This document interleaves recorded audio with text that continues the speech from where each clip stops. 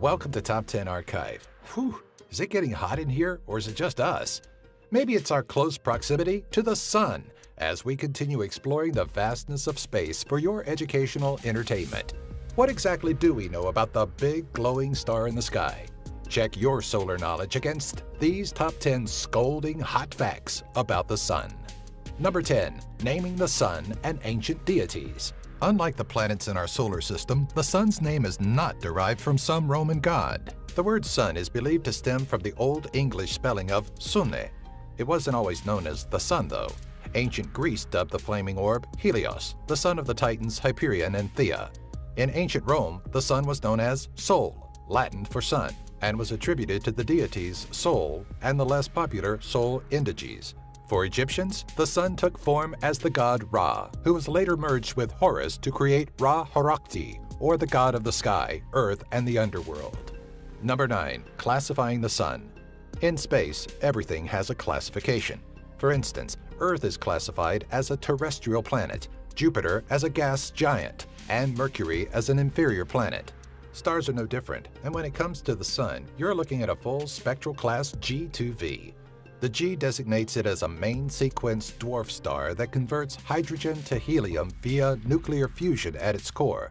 G-type stars are known to fuse hydrogen for roughly 10 billion years, at the end of which it will expand to a red giant. If anyone is left on Earth at the time that happens, they will be completely engulfed by the inferno. Number 8. The sun's massive size. It's not just any glowing orb in the sky, it's a massive glowing orb in the sky.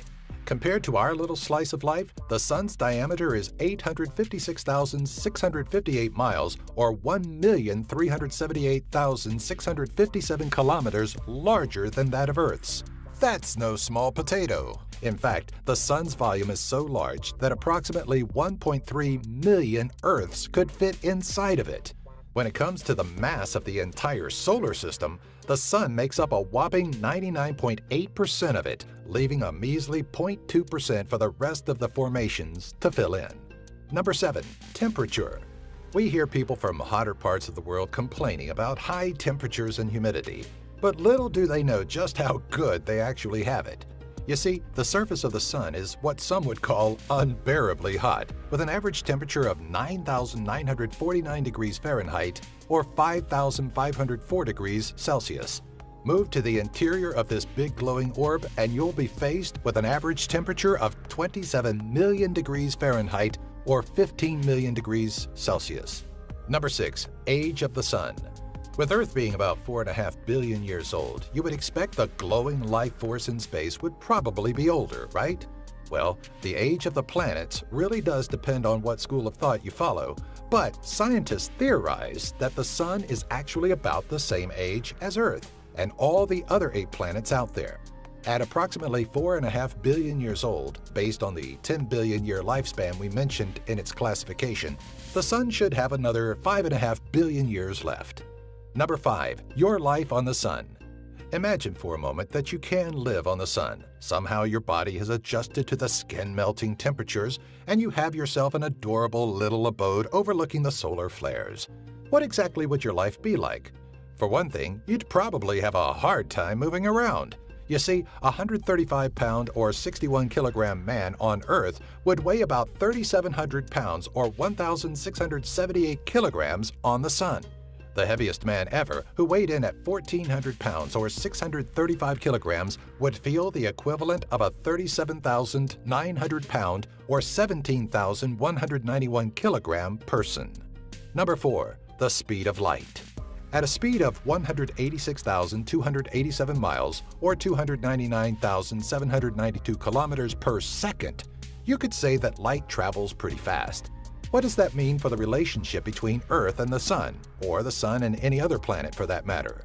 Light emitted from the Sun takes approximately 8.3 minutes to travel the 1 astronomical unit.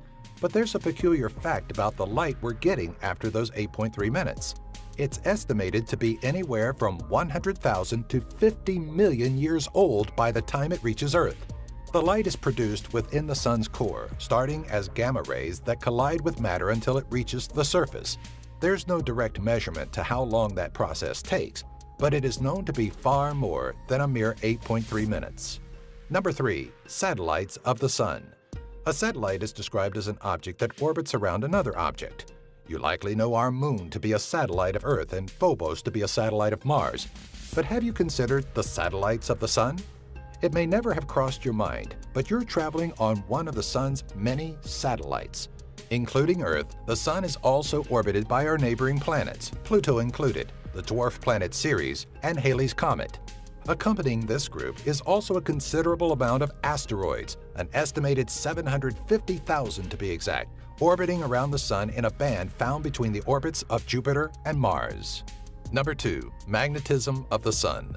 Many things have their own magnetic field, our planet included, but few are as powerful and instrumental as the magnetism of the Sun.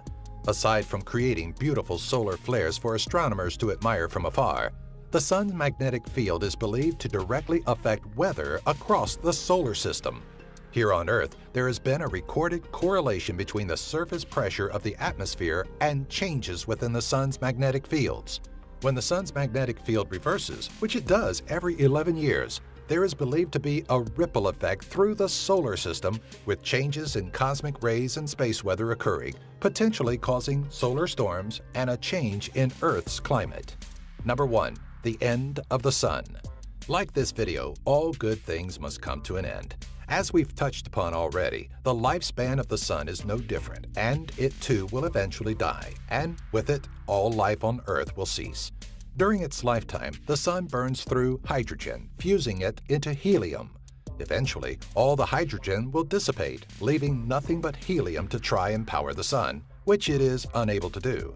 The helium-based core will eventually start collapsing on itself, creating more pressure to heat and increase the size of the Sun until it is a red giant. When the process is complete, astronomers like Klaus-Peter Schroeder and Robert Conan Smith believe the surface layers of the Sun will reach out over 108 million miles or 170 million kilometers, absorbing Mercury, Venus, and our pleasant slice of life, the Earth, for good.